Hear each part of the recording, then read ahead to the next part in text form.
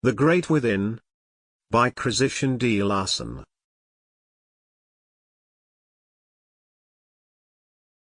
The mind of man is conscious and subconscious, objective and subjective, external and internal. The conscious mind acts. The subconscious reacts. The conscious mind produces the impression, the subconscious produces the expression. The conscious mind determines what is to be done, the subconscious supplies the mental material and the necessary power. The subconscious mind is the great within, an inner mental world from which all things proceed that appear in the being of man. The conscious mind is the mind of action. The subconscious mind is the mind of reaction, but every subconscious reaction is invariably the direct result of a corresponding conscious action. Every conscious action produces an impression upon the subconscious, and every subconscious reaction produces an expression in the personality. Everything that is expressed through the personality was first impressed upon the subconscious, and since the conscious mind may impress anything upon the subconscious, any desired expression may be secured, because the subconscious will invariably do what it is directed and impressed to do. The subconscious mind is a rich mental field. Every conscious impression is a seed sown in this field, and will bear fruit after its kind, be the seed good or otherwise. All thoughts of conviction and all deeply felt desires will impress themselves upon the subconscious, and will reproduce their kind, to be later expressed in the personal being of man. Every desire for power, ability, wisdom, harmony, joy, health, purity, life, greatness, will impress itself upon the subconscious and will cause the thing desired to be produced in the great within. The quality, and the quantity, depending upon the depth of the desire and the conscious realization of the true idea conveyed by the desire. What is produced in the within will invariably come forth into expression in the personality, therefore. By knowing how to impress the subconscious, man may give his personal self any quality desired, and in any quantity desired.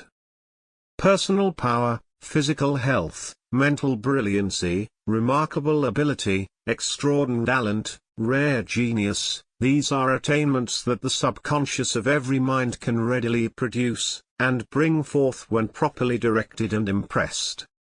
The subconscious mind obeys absolutely the desires of the conscious mind, and since the subconscious is limitless, it can do for man whatever he may desire to have done. What man may desire to become, that he can become, and the art of directing and impressing the subconscious is the secret. Unlimited possibilities do exist in the subconscious of every mind, and since these possibilities can all be developed, there is no end to the attainments and achievements of man. Nothing is impossible. The great within is limitless, the inexhaustible source of everything that may be required for the highest development, and the greatest accomplishments in human life, and whatever we may direct the within to produce, the same will invariably be produced. To properly direct and impress the subconscious, the first essential is to realize that the subconscious mind is a finer mentality that permeates every fiber of the entire personality. Though the subconscious can be impressed most directly through the brain center, the volume of subconscious expression will increase in proportion to our conscious realization of subconscious life in every part of mind and body. To concentrate attention frequently upon the subconscious side of the entire personality, subconscious will steadily awaken the great within. This will cause one to feel that a new and superior being is beginning to unfold, and with that feeling comes the conviction that unbounded power does exist in the deep life of man. When the awakening of the subconscious is felt in every part of mind and body, one knows that anything may be attained and achieved. Doubts disappear absolutely, because to feel limitless is to believe in the limitless. While impressing the subconscious, attention should be directed upon the inside of mind, and this is readily done while one thinks that the subconscious mentality permeates the personality, as water permeates a sponge.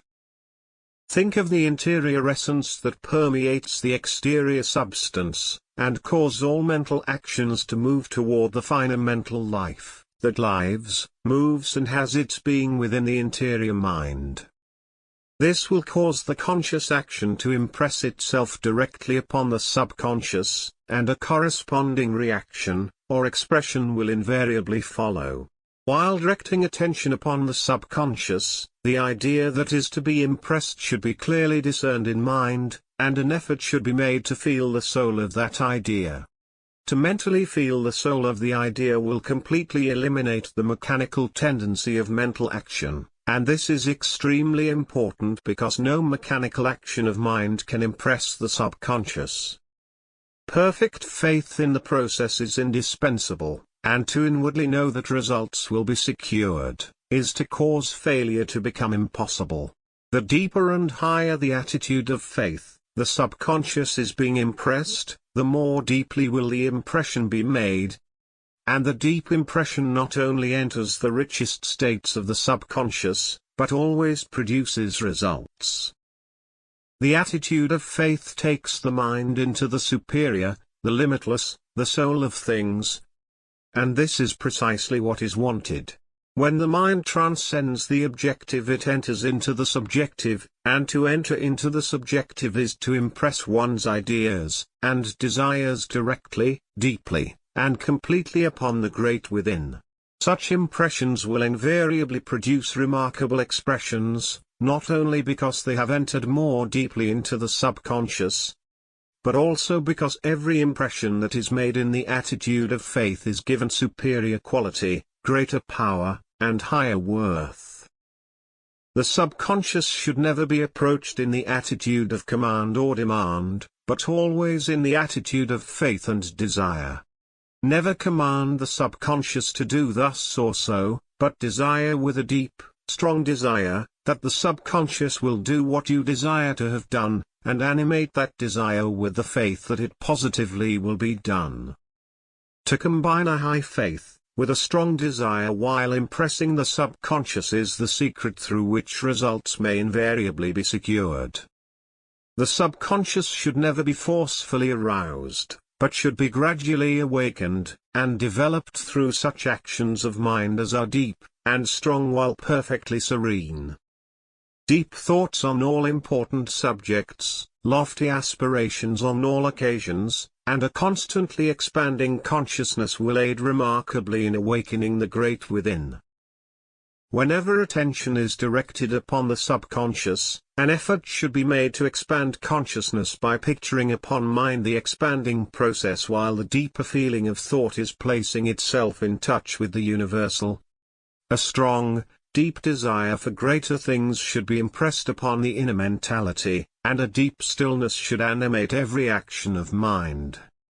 The inner side of the mind should always be acted upon peacefully, though not with that peacefulness that has a tendency to produce inaction, but with that peacefulness that produces a high, strong action that continues to act in serenity and poise. To concentrate a strong, deeply felt, well-poised mental action upon the entire subconscious mentality a number of times, every day will, in a remarkably short time, develop the great within to such an extent that the mind will inwardly know that unlimited power and innumerable possibilities have been placed at its command, and when this realization comes, the mind may go on to any attainment, and any achievement. Failure will be simply impossible. When the development of the subconscious has been promoted to a degree, the conscious mind will instinctively feel that failure is impossible, and will, consequently, leave results to the law. There will be no anxiety about results, because to feel the presence of subconscious action is to know that results must follow when the subconscious is properly directed and impressed. Perfect faith in the law, that the subconscious will invariably do whatever it is impressed to do, will eliminate anxiety completely, and this is extremely important, because the subconscious mind cannot proceed to do what it has been impressed to do, so long as there is anxiety in the conscious mind. Provide the proper conditions, and the law will positively produce the desired results, and to inwardly know this is the first essential in providing the proper conditions. The subconscious mind is somewhat similar to the phonograph. Under certain conditions it can record anything, and under certain other conditions it can reproduce everything that has been recorded. The subconscious reproduces to the exact degree of improvement in quality that was latent in the desire of the original seed, or impression. The subconscious not only reproduces the mental idea contained in the impression, but also every essential that may be required to fulfill the desire of that impression. Through this law, the subconscious can find the answer to any question or work out any problem when properly impressed with an exact idea of what is wanted. The subconscious provides the essentials, but the conscious mind must apply those essentials before practical results may be secured. When the subconscious is directed to produce health, those mental actions will be expressed that can produce health in the body when combined with normal physical actions, and it is the conscious mind that must produce the normal physical actions. That is, common sense living. When the subconscious is directed to produce success, those elements, qualities, and powers will be expressed in mind and body that can, if consciously applied, produce success. That the subconscious can do anything is absolutely true, but it is true in this sense, that it can supply the power, the capacity, and the understanding to do anything, but the conscious mind must practically apply what the subconscious has brought forth into expression. The subconscious supplies the power and the mental elements, but these must be used by the conscious mind if the desired results are to be secured. Nothing comes ready-made from the subconscious, but it can give us the material from which we can make anything. The subconscious can give you the powers and qualities of genius, and if you apply, practically and constantly, those powers and qualities, you will become a genius. The subconscious can give you the life, and the power that is necessary to remarkable talents, and if you use that life and power in the daily cultivation of your talents, those talents will become remarkable. The law is that the conscious mind must impress its desires upon the subconscious in order to secure the mental essentials that may be required to fulfill those desires, but the conscious mind must use those essentials before results can be secured.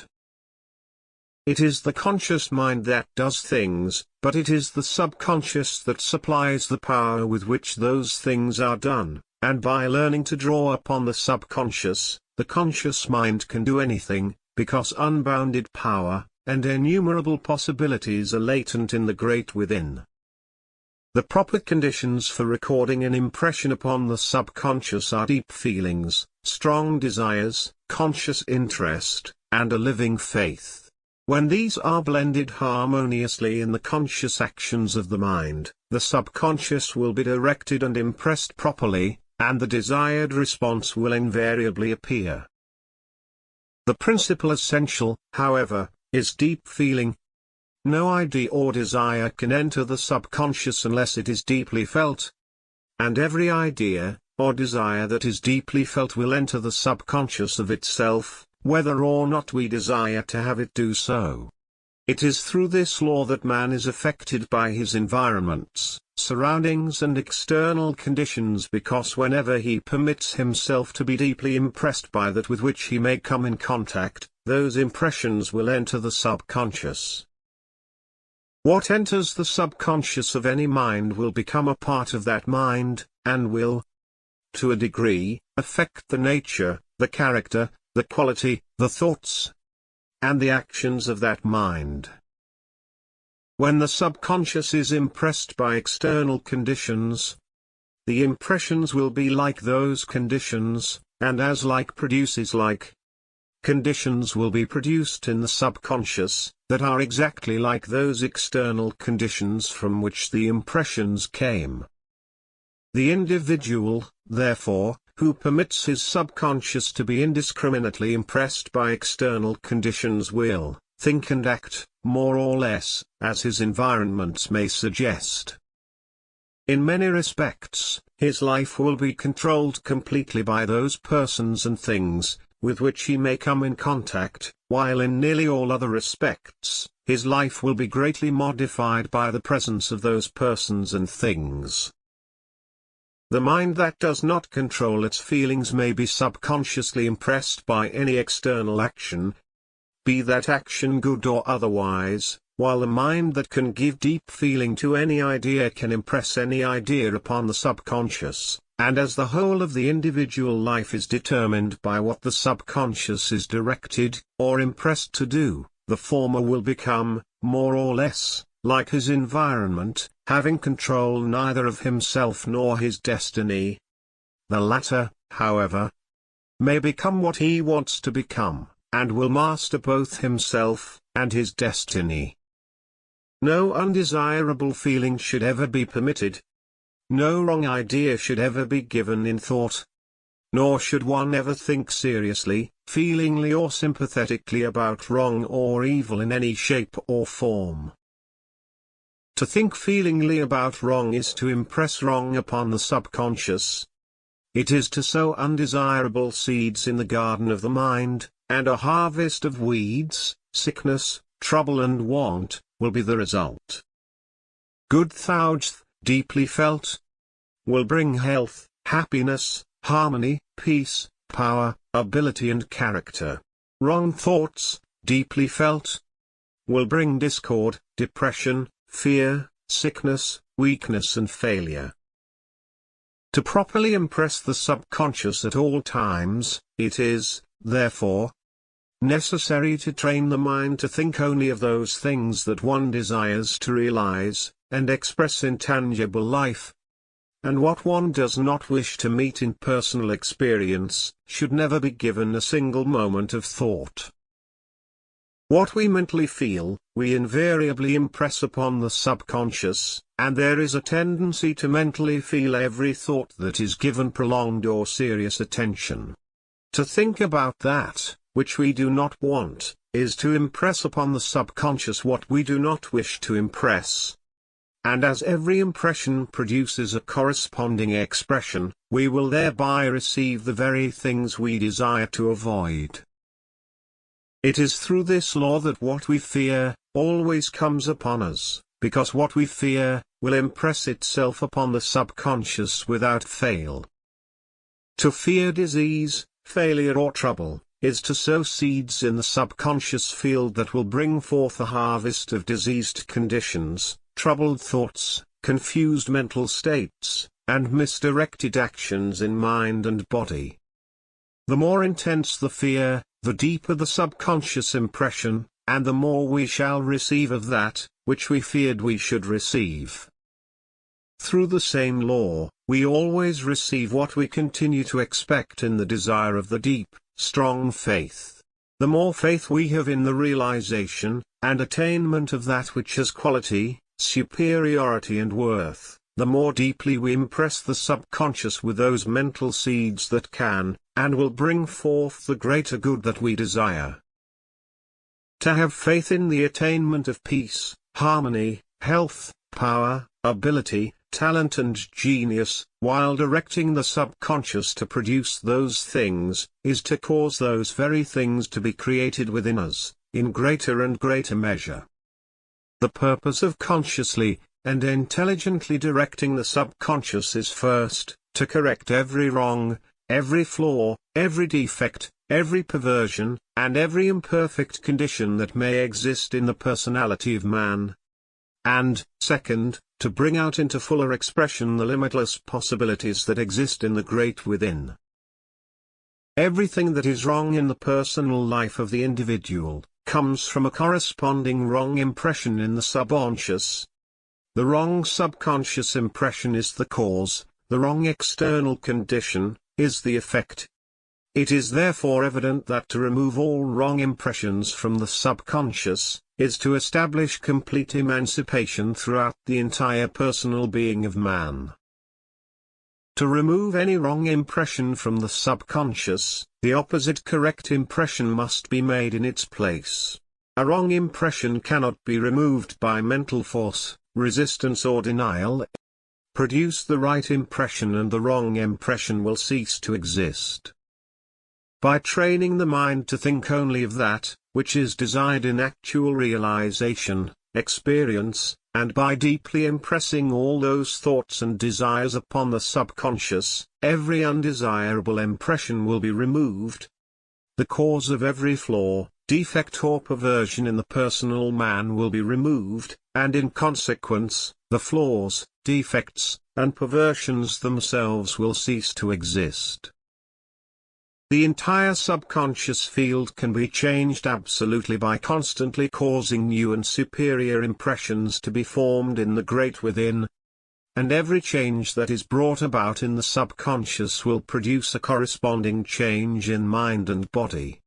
There is nothing adverse in the mentality, or the personality of man that cannot be corrected by causing the correct impression to be formed in the subconscious. All wrongs, flaws or defects, whether they be hereditary, or personally produced, can be removed completely through the intelligent direction of the subconscious. Every impression that is properly made in the subconscious, the mind will produce a corresponding expression in the personality. That is the law, and it cannot fail, but the impression must be properly made. The subconscious does not respond to mere commands, because it neither reasons nor discriminates. It does not obey what it is told to do, but what it is impressed to do. It is the idea that enters into the subconscious that determines subconscious action. But the idea must not simply be given to the subconscious, it must enter into the subconscious. The idea that predominates in the mind while the subconscious is being directed, is the idea that will be impressed. Therefore, negative desires will impress the subconscious to do the very opposite to what is desired by the desire. To direct the subconscious to remove sickness, is to impress the idea of sickness, because the mind thinks principally of sickness at the time. In consequence, more sickness will be produced.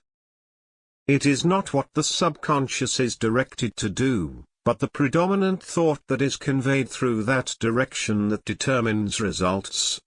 Therefore, the predominant thought must be identical with the final results desired. When health is desired, no thought whatever should be given to sickness. The subconscious should not be directed to remove sickness, but should be directed to produce health. The subconscious should always be directed to produce those qualities and conditions that are desired, but those conditions that are to be removed should never be mentioned in mind. Adverse conditions will disappear of themselves when true conditions are established. But the mind cannot impress, create and establish the truth while attention is being concentrated upon the adverse. To direct the subconscious not to do thus or so, is to impress the subconscious to do that very thing. When you try to impress the subconscious with the idea that you do not wish to get sick anymore, you have sickness in mind, and it is the idea that you have in mind that you impress upon the subconscious. To remove sickness, forget sickness absolutely, and impress upon the subconscious the idea of health, and that idea alone. Desire health with all the power of mind, and fill both sides of mentality, conscious and subconscious, so completely with that desire that every thought of sickness is forgotten. A denial will impress upon the subconscious the nature, and the power of the very thing that is denied. Therefore, to deny evil, or resist evil, is to produce causes in mind that will, in the coming days, produce more evil. To try to deny away adverse conditions, is to continue in perpetual mental warfare with those very things that mind is trying to destroy. Temporary states of seeming freedom in some parts of the system will be followed regularly with outbreaks of adversity in other parts. While the subconscious cause of undesirable conditions in mind or body will not be removed. So long as we continue to resist or deny evil, we will think about evil, and so long as we think about evil, evil will be impressed upon the subconscious. And whatever we impress upon the subconscious, that the subconscious will reproduce, and bring forth into the personal life. When we have a great undertaking that we wish to promote, and desire to secure as much added power, ability and capacity as possible from the great within, the subconscious should not be directed to prevent failure. To think of failure, is to impress the subconscious with the idea of failure, and detrimental conditions, conditions that will confuse the mind and produce failure, will be expressed. All thought of failure should be eliminated, and the subconscious should be deeply impressed to produce success. The subconscious will respond by bringing forth the power, the capacity, the ability, the understanding, and the determination that can, and will produce success. When properly directed, the subconscious mind can inspire the conscious mind to do the right thing at the right time, to take advantage of opportunities during the psychological moment, and to so deal with circumstances that all things will work together, to promote the object in view. It is, therefore, evident that when the subconscious is trained to work in harmony with the objects and desires of the conscious mind, failure becomes impossible, and success in greater and greater measures may be secured by anyone. When trying to remove undesirable habits, tendencies or desires, the mind should never think, "I shall not do this any more," because, through such a thought or statement, the habit in mind will be re-impressed upon the subconscious, and will gain a deeper foothold in the system than it had before. The proper course to pursue, is to forget completely what you desire to remove. Refuse to think of it. When tempted to think of the matter, turn attention upon the opposite qualities, desires or tendencies. Should you fail to become sufficiently interested in those opposite desires, to forget what you want to forget, look for the most interesting points of view connected with those desires. The mental effort employed in trying to find the most interesting point of view connected with those desires, will cause the mind to become thoroughly interested in those desires, and will, consequently, forget those things that should be forgotten. While the mind is being interested in those desires that you wish to cultivate, they should be impressed upon the subconscious with all the depth of feelings that can possibly be aroused. These impressions should be repeated a number of times every day, and the new desires will soon take root in the subconscious. Every desire, or tendency that takes root in the subconscious, will begin to develop and express itself in the personal self and will be felt throughout the personality. When the new desire is fully expressed, it will be thoroughly felt. And since no two desires of opposite nature can exist in the person at the same time, the old desires will disappear. The old tendencies, and the old habits will have vanished completely. To impress upon the subconscious a strong desire for the better, the purer and the superior, is to cause the system to crave something better. The force of desire will be refined. The entire organism will be purified, and the wants of the personal self will become normal on a higher plane. All kinds of undesirable habits may be removed by constantly impressing upon the subconscious the idea of pure desire. And all tendencies to anger, hatred and similar states, may be removed by causing the qualities of love, kindness, justice and sympathy to be more fully developed in the great within. To remove fear and worry, impress the subconscious, as frequently as possible, with the deep feeling of faith, gratitude and mental sunshine. To have faith, is to know that man has the power to perpetually increase the good, and that he may constantly press on to better things and greater things. To have faith, is to be guided by superior mental lucidity, and thereby know how to select what is safe and secure. And he who knows that he is on the safe path, the ascending path, the endless path to better things and greater things, has eliminated fear absolutely. To live constantly in the spirit of gratitude, is not only to remove worry, but the cause of worry. To be grateful for the good that is now coming into life, is to open the way for the coming of greater good. This is the law.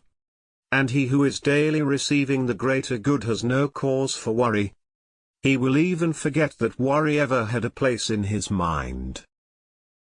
To constantly impress the subconscious with mental sunshine, is to establish the tendency to live on the bright side, the sunny side. And to live on the bright side is to increase your own brightness. Your mind will become more brilliant, your thinking will have more lucidity and clearness. Your nature will have more sweetness, our personality will be in more perfect harmony with everything, your life will be better, your work will be better, everything will be better. Therefore, by living on the bright side, all things will steadily become better and brighter for you. When all is dark, and everything seems to go wrong, arouse all your energies for the purpose of impressing and directing the subconscious to produce the change you desire. Give the deepest possible feeling to those impressions, and have stronger faith than you ever had before. Continue persistently until the great within begins to respond. You will then feel from within how to act, and you will be given the power to do what you feel you should do. Ere long, things will take a turn. The threatened calamity will be avoided by the coming forth of that power within that is greater than all adversities, all troubles, all wrongs. And instead, this power, having been awakened, will proceed to create a better future than you ever knew before. While the subconscious is being impressed, no thought whatever should be given to limitation, and no comparisons should be made with other persons, or previous attainments. To think that you wish to do better today, than you did yesterday, is to give the subconscious two unrelated ideas upon which to act. The idea of the lesser achievement of the past, and the idea of the greater achievement of the future. The subconscious will try to reproduce them both, but as they are antagonistic, they will neutralize each other, and there will be no results. The greater and the lesser cannot be produced by the same force at the same time. To impress the desire that you may become greater than anyone else, will also present to the subconscious two conflicting ideas. And the results again will be neutralized. The course to pursue is to forget the lesser achievements of yesterday. Think only of the greater achievements that you wish to promote today. Then direct the subconscious to do today what you wish to have done today. This will cause the great within to give all its power and attention to the one idea. The greater achievement of today. And the greater achievement will positively follow. Know what you desire to become. Resolve to become what you desire to become, whether others have reached those heights or not. Forget the lesser heights that others have reached, and give your whole mind and soul to the greater heights that you have resolved to reach. You can become what you desire to become. The great within is limitless, and can give you all the wisdom and all the power that you may require. Knowing this, direct the great within to bring forth what you may need to reach your lofty goal, and the same will be done. The subconscious never fails to do what it is properly directed to do. While impressing the subconscious, think of the perfect in regard to quality, and the limitless in regard to quantity. Never specify any exact amount, nor any special degree. Always desire the limitless and the perfect. Desire nothing less, and animate consciousness with a strong desire to expand constantly during the process, so that the highest quality, and the greatest quantity possible may be realized. Desire the fullest possible expression in the great eternal now. Realize that your own inherent powers and capabilities are limitless, and impress that idea upon the subconscious. Give no thought whatever to the lesser attainments in your own life or in the lives of others, but keep your mental eye single upon what you wish to become, knowing that you can become what you wish to become, because there are no limitations in the great within. When the subconscious begins to respond, a distinct sensation is frequently felt of some interior power working through you. This means that greater power from within is being awakened, and the outer mind should give full right of way so that a complete expression may be secured. That is, the conscious mind should become quiet, serene and thoroughly receptive, and should forget the personal self, for the time. When the personal self is forgotten, and the greater interior self is given full possession of both the mentality and the personality, it is then that one's greatest work is done. It is then that real ability, real talent, and real genius can appear in tangible life and action. When the musician forgets herself, there is something in her music that awakens the very depths of the soul, and you are lifted to a fairer world than you ever knew before. When the artist forgets himself, his pictures are given immortal life, and every touch reveals a universe of indescribable beauty. When the orator forgets himself, he speaks as one having authority, and you inwardly feel that every word is true. When the practical man of affairs forgets himself, he is given a power that is irresistible, and the obstacles that are encountered in the way disappear as if they never had the slightest existence. It is such people that do great things in the world. It is such people who live in the human heart after ages have passed away, and their secret is this: the greatness within them was awakened, and was permitted to give full expression to its rare and superior power. When you feel this higher power mysteriously moving within the greater depths of mind and soul, you know what is taking place. Be calm, and give the superior self the right of way. At first this power may feel as if it were distinct from yourself, but it is not. It is your own superior power, the coming forth of your own limitless power, the very power that you have for some time been directing the subconscious to produce. And when you feel that it is your own, it is placed in your full conscious possession, and will do whatever you may desire or direct. To inwardly feel that the entire within is your own, is extremely important, because the more complete the conscious mind is united with the power of the subconscious, the more perfectly can the conscious mind impress the subconscious, and the more thoroughly can the greater power of the subconscious express itself in external, tangible action.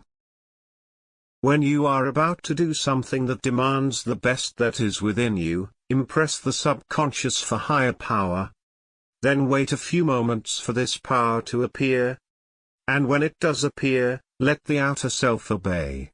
The great within has come forth to do your work, and no power in existence can do it better.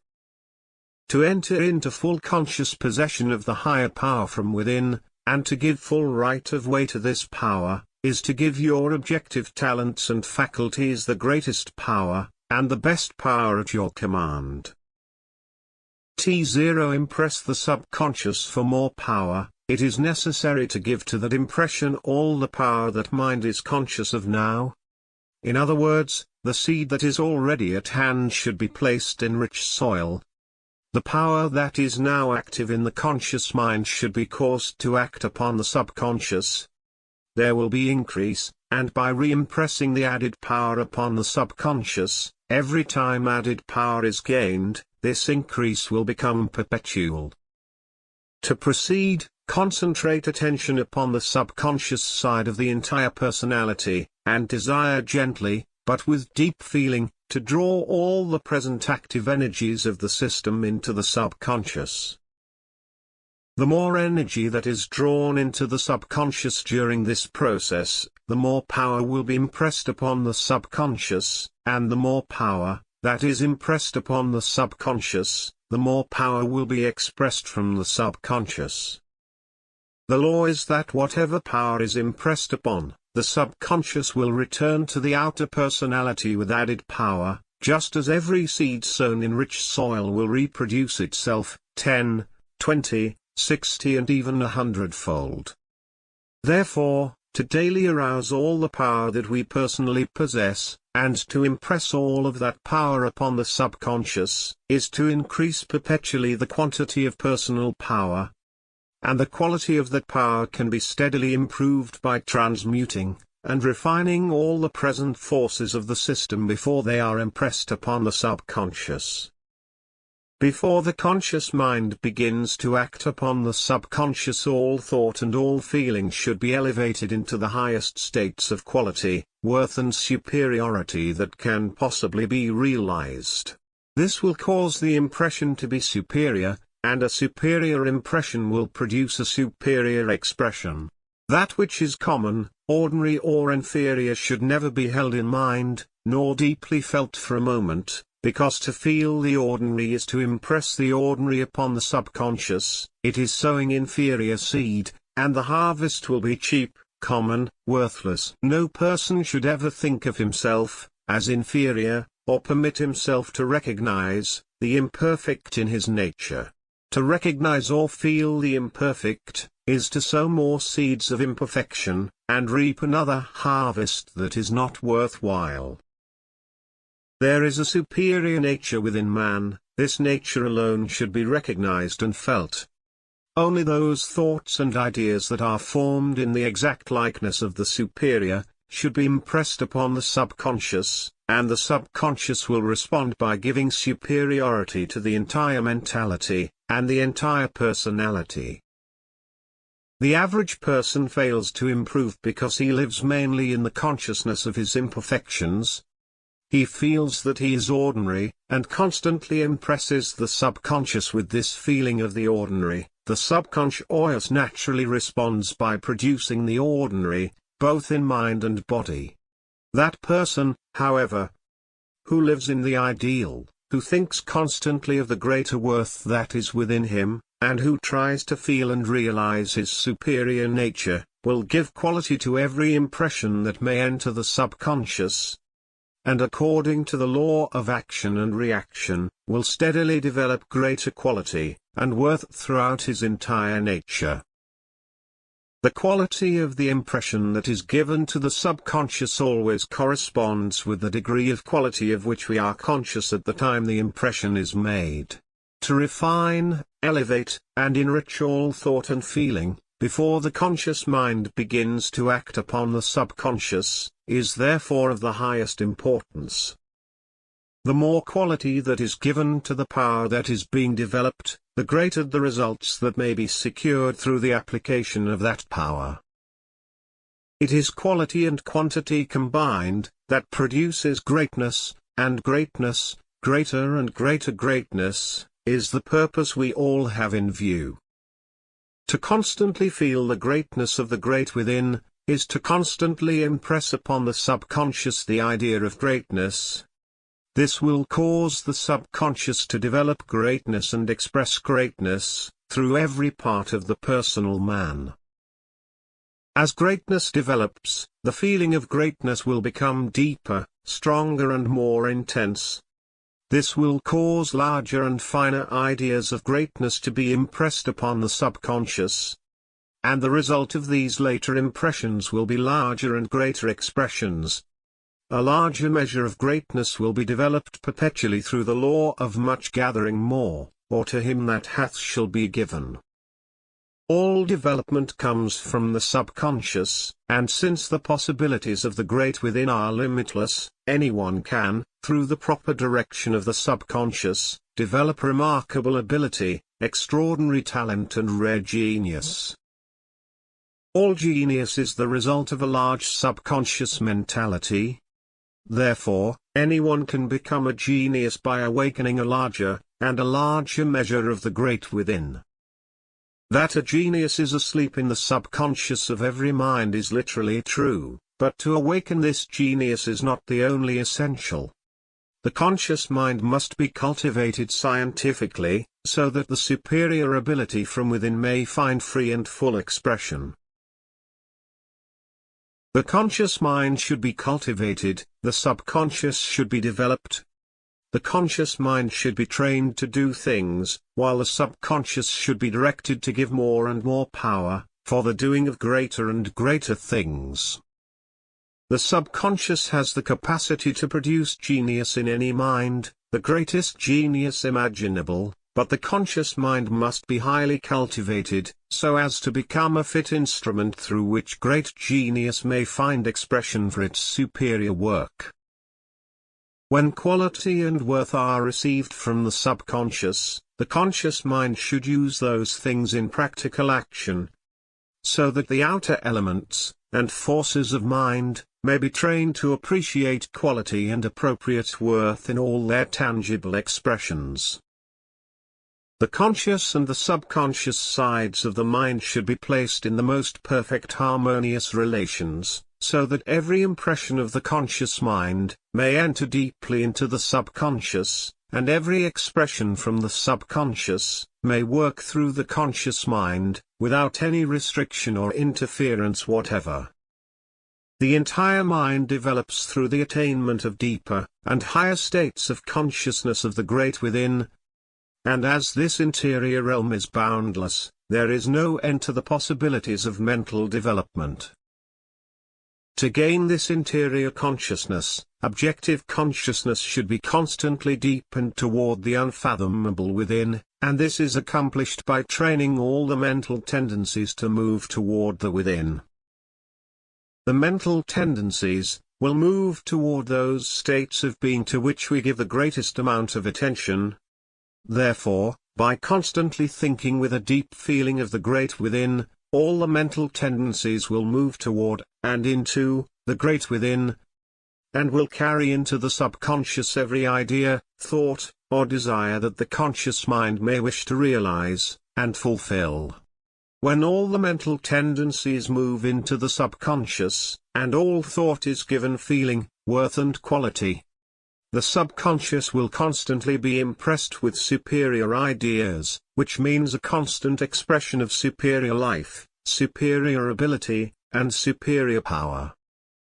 The more deeply the tendencies the mind enter the subconscious, the more of the great within will be awakened. And whatever is awakened in the within will invariably come forth into the personal man. It is therefore evident, that when we cease to live on the surface of personal life, we shall constantly improve that surface. By mentally living in the within we shall strengthen, enrich and perfect the without. That is, we improve external effects by going more deeply into the subconscious and increasing the quality, and the power of internal causes. The person who actually enters the deeper life to live will not ignore the body. Those who simply dream of inner states of life may neglect the body, but those who thoroughly develop the greater, inner life will become able to give the body the best that can be secured. And they will enjoy physical existence infinitely more than those who simply live on the surface. It is the truth that whatever we awaken and develop in the great within, we will invariably come forth into tangible, personal expression. Each person is, no more and no less, than what has been given to him by his subconscious mind. And as the subconscious is prepared to give as much as anyone may desire, the statement that we all may become, is whatsoever we may wish to become, is therefore absolutely true. But what the subconscious is to give to any person depends largely upon the movement of his mental tendencies. All the creative energies of the system follow the tendencies of the mind. Therefore, when all the mental tendencies move toward the subconscious, all the surplus energy that is generated in the system will enter the subconscious. And the more energy that enters the subconscious, the more of the subconscious will be awakened and developed. The larger the field that is placed under cultivation, the greater the harvest. Every mental tendency that is trained to enter the subconscious, will cause a corresponding tendency to be permanently expressed. Therefore, by causing all the worthy tendencies to move toward the subconscious, His subconscious will respond by expressing through the personality the tendencies to be just, true, honest, virtuous, kind, sympathetic, sweet-tempered, cheerful, fearless, faithful, persevering, industrious. In brief, everything that goes to make a strong and worthy personality. By a simple system of subconscious training, anyone can build up the strongest and most beautiful character imaginable, and in a reasonable time, make it a permanent part of himself. A lack of character is due wholly to the fact that the subconscious has been improperly impressed. Misleading tendencies have been formed, and let it be remembered that nothing can tempt man to go wrong, except the perverse tendencies that are expressed from his own subconscious mind. Every weak place in mind, or character is caused by a subconscious tendency that is going wrong. Such tendencies may have been inherited, many of them are, but they can all be corrected by daily directing the subconscious to produce the opposite quality. To think, with conviction, that human nature is weak, is to impress upon the subconscious the idea of weakness, and the subconscious will respond by producing a tendency to weakness. Therefore, he who thinks he is weak will cause his nature to continue to be weak. We are weak or strong according to what we direct the subconscious to produce in us. To realize that the great within contains the power to make the personality as strong as we may wish it to be, and to impress upon the subconscious a strong desire for that power, is to direct the subconscious to make us strong. And whatever we direct the subconscious to do, the same will invariably be done. There is no reason why any person should continue to have a weak body, a weak character or a weak mind. Anything in the being of man can be made strong if the subconscious is properly directed to bring forth the greater life and the greater power. When the great within is awakened, we have the powerful personality, the giant mind, the irresistible character and the great soul. The natural result is a great life, a life that is too strong to be tempted, too strong to be swayed or disturbed by adversity, too strong to be turned from the path to its lofty goal. Such a life will not only live a life that is life, but will be an endless inspiration to the race. And such a life is waiting in the great within of every soul. This is the end of section 1.